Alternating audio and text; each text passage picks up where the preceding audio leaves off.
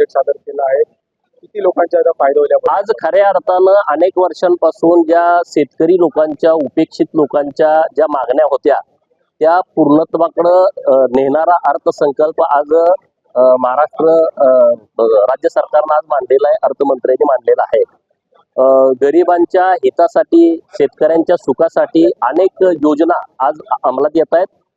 सगळ्यात महत्वाची वीज बिल माफीची 7.5 HP ची जी योजना आहे ती खरं तर अत्यंत स्वागतार्ह आहे.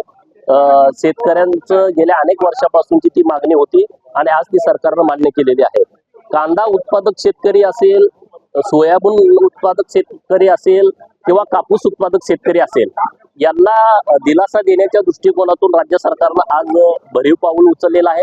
दुधाच्या दराच्या बाबतीमध्ये जे 5 रुपयाचं अनुदान दिलं जात होतं, जे सभासद सहकारी संस्थांना नोंद आहेत त्यांना ज्या पद्धतीनं पाठीमागे दिलं तसंच पुढे सुद्धा देण्याचं आज राज्य सरकारनं घोषणा केलेली आहे. बरेच युवक राज्यामध्ये बेरोजगार आहेत, नोकरीच्या प्रयत्नात आहेत, तर त्यांना 10,000 रुपयाचा स्टायपंड देण्याची खूप चांगली योजना राज्य सरकारनं आज घोषित केलेली आहे. लाडली बहिणा जी मध्य प्रदेशमध्ये एक लोकप्रिय योजना आहे, तशा पद्धतीनं मुख्यमंत्री लाडली बहीण ही योजना 1,500 रुपये 21 वयापासून 60 वर्षाच्या वयापर्यंत असणाऱ्या माझ्या गोरगरीब भगिनीला मिळेल. आता 1,500 रुपये माझ्या भगिनीला मिळालं तर बऱ्यापैकी तिला मोठा हातभार हा राज्य सरकारच्या माध्यमातून लागणार आहे. उपसा सिंचन प्रकल्प आहेत, त्यांच्यासाठीचा निधी उपलब्ध करून देणं, उपसा सिंचन योजना आहेत त्या सोलरवरती घेणं, असे खूप चांगले निर्णय राज्य सरकारच्या माध्यमातून घेतलेले आहेत. गाव तिथं गोदाम मधून 100 गोदाम आज महाराष्ट्रामध्ये दिले जात आहेत की शेतकऱ्यांच्यासाठी ते महत्वाचे आहेत.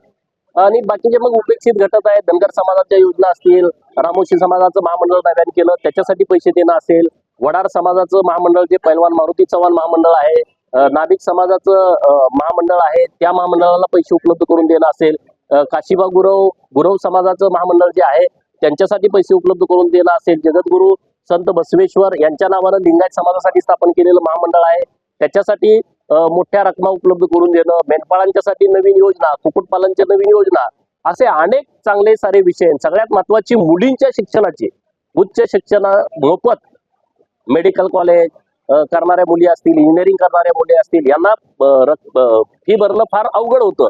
एका मुलीनं जेव्हा आत्महत्या केली की अर्धी फी सुद्धा भरण्याचे पैसे तिच्या पालकाकडे नाहीत, तर राज्य सरकारनं संवेदनशीलपणे या योजनेचा विचार केला आणि आज ती योजना अंमलात आणलेली आहे. असे अनेक विषय राज्य सरकारच्या माध्यमातून खूप चांगले आपल्याला बघायला मिळत आहेत.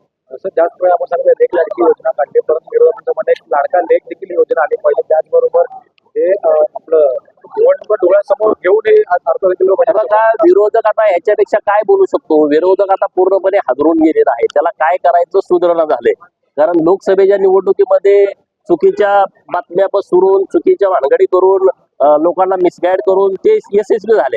आता मूळ गावगाड्यातला घटकच आता राज्य सरकारनं त्यांना न्याय दिलेला आहे. दुसरं 3 सिलेंडर मोफत, 4 महिन्यात सिलेंडर पुरेसा होतो छोट्या कुटुंबाला.